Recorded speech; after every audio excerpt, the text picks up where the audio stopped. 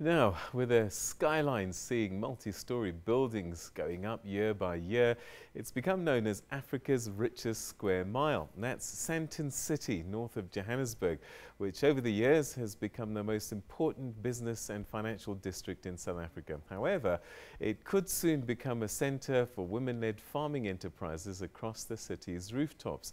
That's if the African women in agriculture have their way. And to tell us all about the initiative and their vision is AWiA's chairperson, Janice Scheckter. Janice, thanks very much for joining us and welcome to the program. Thank you for having me. All right, so I'm trying to picture in my mind Sandton City with vegetables growing on roofs, and I just wonder, how did you imagine this and what was the vision that brought you to this journey?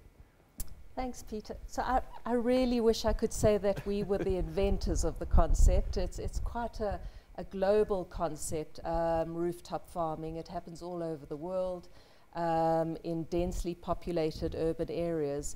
I personally, my business is in agri-tech, and so I'm in an agri-community, and we've been attending an event in Soweto called Izindaba Zokudla, which is a UJ initiative, University of Johannesburg, a great initiative where urban farmers come together, they have learnings, they share, they bring their produce. It's quite fabulous. But land is an issue. Yeah.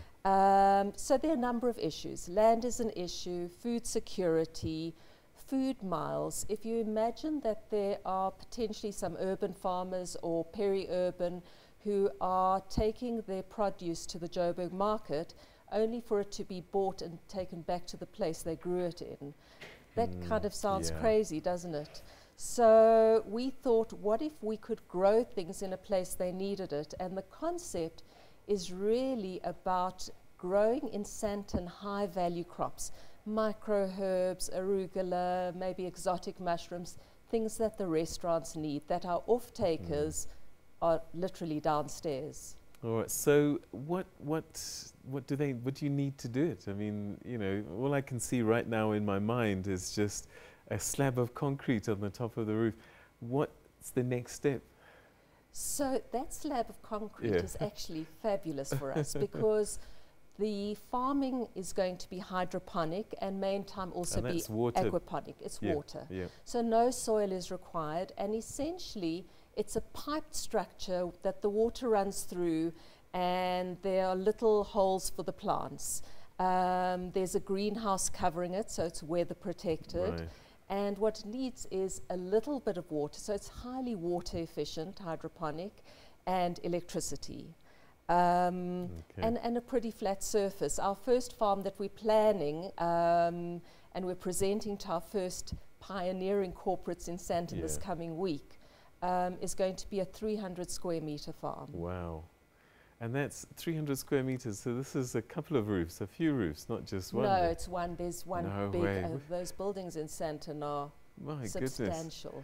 All right, so how far down are you with this project? Have you got some buy-in so far from some of these corporates that own these buildings?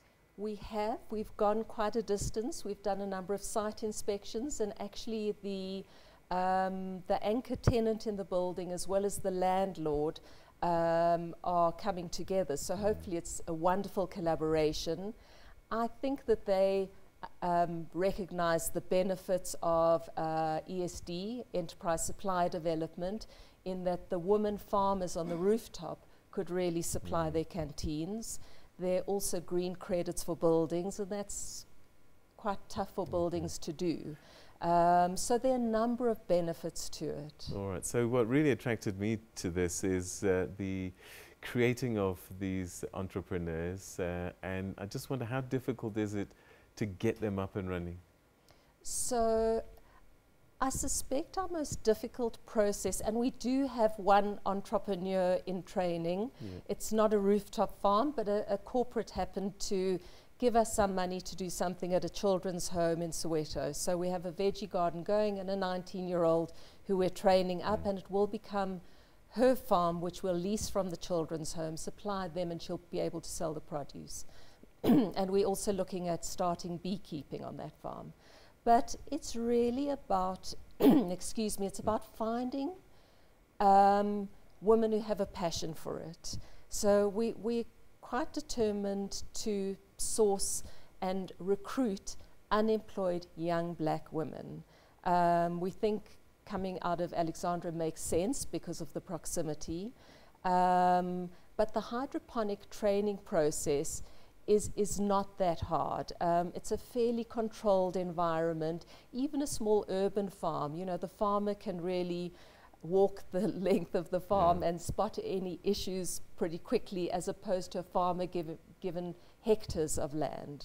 All right, so now you've brought this farm in a box. Tell us a little bit about that, if you can pick it up and show us what's in there. Okay, great. So at the moment we're running a crowdfunding campaign on Thunder Fund, and this is one of the rewards. So, all right, so I'm going to ask you to, there we go, just like that. Okay. Yeah. So firstly, we may not have needed to label the eggs, but just in case anyone doesn't know, these are eggs.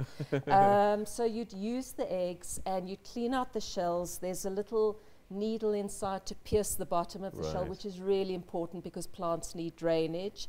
There's potting soil. There's a spoon for the potting soil. There's a little spray bottle. But most importantly, there's a packet of heritage seeds.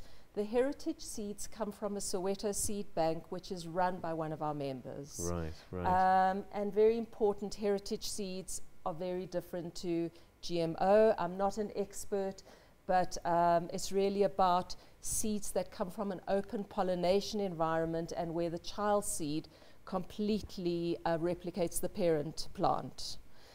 So inside at the moment, with the instructions printed on the little packet, what we've got are beans, tomatoes and onions. Right. You plant them in the eggs and you just spray bottle them, and the little plants grow, and you take the egg and the entire egg goes into the ground, because the egg shell comes with a whole bunch of nutrients that are good for growing. Right. So it's been very popular with kids. A little garden just with this little box can happen quite quickly. Fantastic. So timelines, and how much money do you want corporates to help you with? Well, we've been very audacious in our crowdfunding ask, and it's 1.2 million, but our tipping point is just 50,000, and I think after today we've reached 20,000, so we're getting close. What we want from corporates is consider the rooftop, see if there's potential, and what we want from corporates in Sandton is to consider the construction of a farm on a rooftop. We will take care of the training, the caretaking. That's our ask. Janice, thanks so much indeed, and we wish you the very best of luck, and I'd like to bring you back on the program when you've got your first garden sorted, just so we can see what it looks like physically. But thanks so much indeed for coming through and sharing this project with us. Thank you, Peter, and I'm leaving this farm in a box for you, oh, and I hope you'll photograph your plants I'm and going send to do them it, to I me. promise you. Oh my gosh, you're going to get me green fingers now. All right, so that's where we're going to leave that, and if you can help, AWiA, they're trying to create jobs for women, and the first project they're hoping to do in Sandton rooftops, and that probably means young female farmers, potential farmers in Alexandra Township will probably benefit from this. So they need rooftops, and they need funding, and they need assistance so that you can help a lot of young people get into the entrepreneurship, which is rooftop farming, supplying vegetables to local restaurants in the area. Keep watching this space, because this is a story I'm going to follow on your behalf.